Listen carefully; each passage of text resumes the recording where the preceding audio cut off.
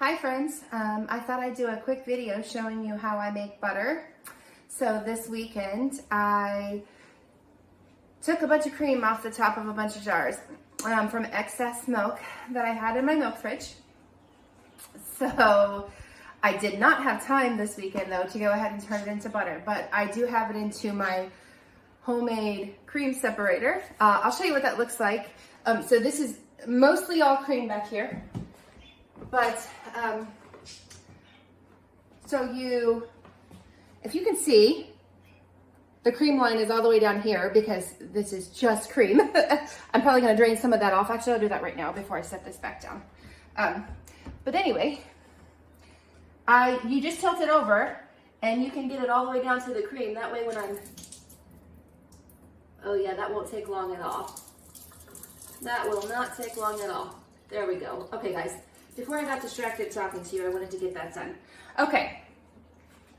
I needed to get that skim off of there because if I shake it up, it's gonna just add extra work later. So what I'm gonna do, I'm gonna measure it as I put it in my Ninja blender, and I'm just gonna let you know how much heavy cream. So this is, I didn't count how many gallons, but I'm gonna insert a picture somewhere in this video of just my table covered in jars that I had to scoop cream off of because this is the goal, okay? So I saw this on another homestead channel, another shout out to Living Traditions Homestead, but I bought this big container and I drilled a hole and then I bought these spigots.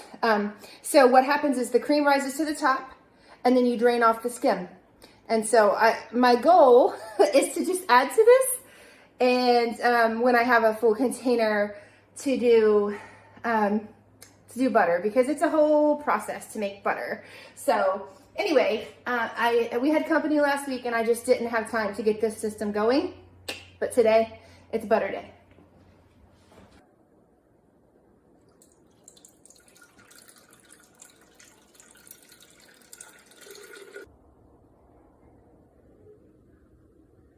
So it took 2 cycles with the smoothie setting to get it almost to the whipped cream setting this time. And that's because my cream is not so ice cold anymore. My milk fridge is really cold, so it's taken a little bit longer.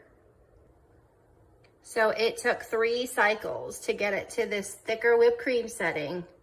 So the more my cream gets up to room temperature, the faster it's gonna go. But I already let it culture when I had it out the first time. And though I like the cultured flavor, I don't want it to culture too much because I want my family to enjoy it as well.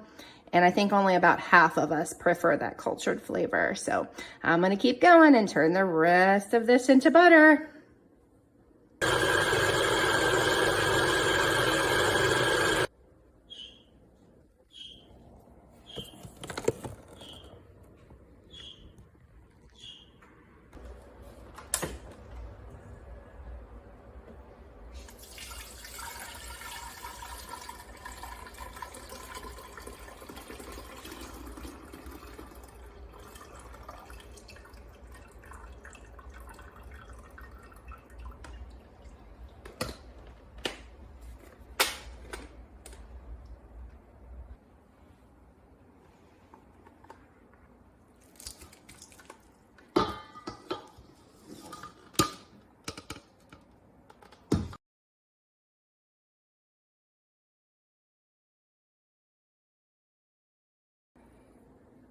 Okay, so this is round 1, very cloudy water still. So I'm gonna work with it and drain it off. Make my sink a nice big mess. Okay, so that was round 1. Now I'm gonna, you really have to get all the little pockets. So that's why it's just so much easier to get your hands in there and do it. They make little butter paddles, but I just wash my hands really well, make sure my nails are cut short and clean, and rinse it off with cold tap water. Okay, so this is my last round. I'm gonna go ahead and knead this, but, and you'll see, I'm calling it quits now. It might be slightly cloudy. I don't mind, and you can do whatever works for your family if you have other methods, but this is kind of how I do it. I just work my hands like a paddle to try to push out any pockets stuck in the butter of the way. Again, they sell things to do this. I just like getting my hands in there and getting it done. Okay, but you can see the water's pretty clear. I'm pretty happy with it. So in just a minute, after I push all the extra water out of this, which is the next step, so I'm gonna drain it, and then we'll push all of the water out the fast that we can, and then we're gonna put it into butter molds. So I kind of just push it over to the side of the bowl. Again, you can do what works for you. But can you see down in there?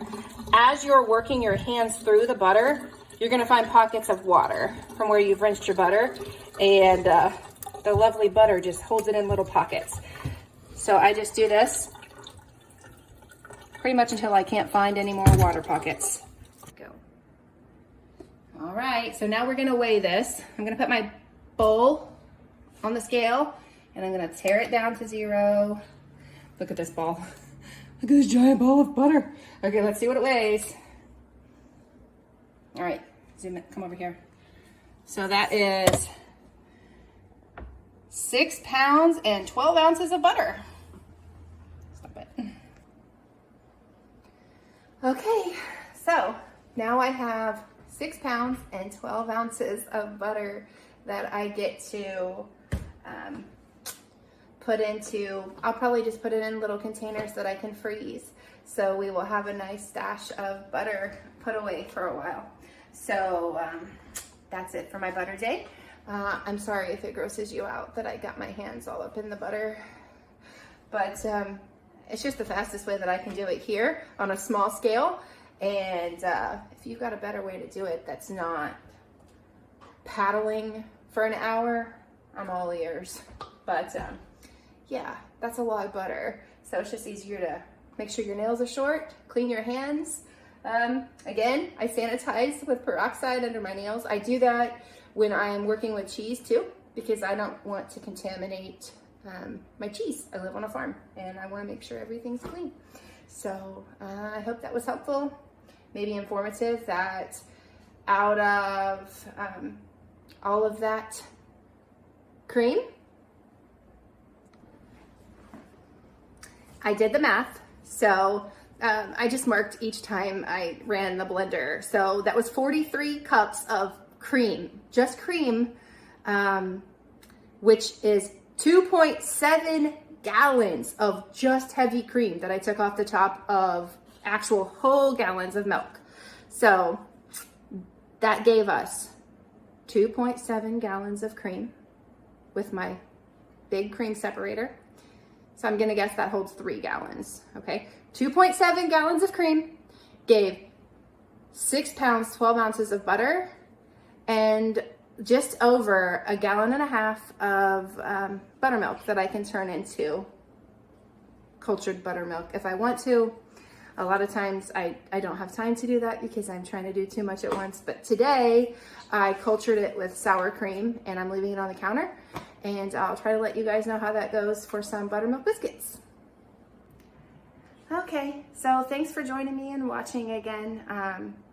I just thought it would be fun to let you guys know what goes into making a pound of butter. It's a lot of work, it really is. It's messy. So I get to do dishes after I finish this video, and I get to mold all this glorious butter. I really have to check the cost. In fact, I'm gonna do a little grocery store search and see how much it would cost to buy 6 pounds, 12 ounces of raw milk butter. And so when I'm dumping off the buttermilk and I feel like that's waste, or I'm not using all of my skim milk and that feels like waste, I really have to count what it would cost me to go buy this raw milk butter at the store. And I guarantee it's gonna be a lot more than what it would cost to buy both the skim milk and the butter. So I will leave my 3 half gallons of buttermilk to culture until tomorrow evening, and all of my butter is going into the freezer. I hope you have a blessed week.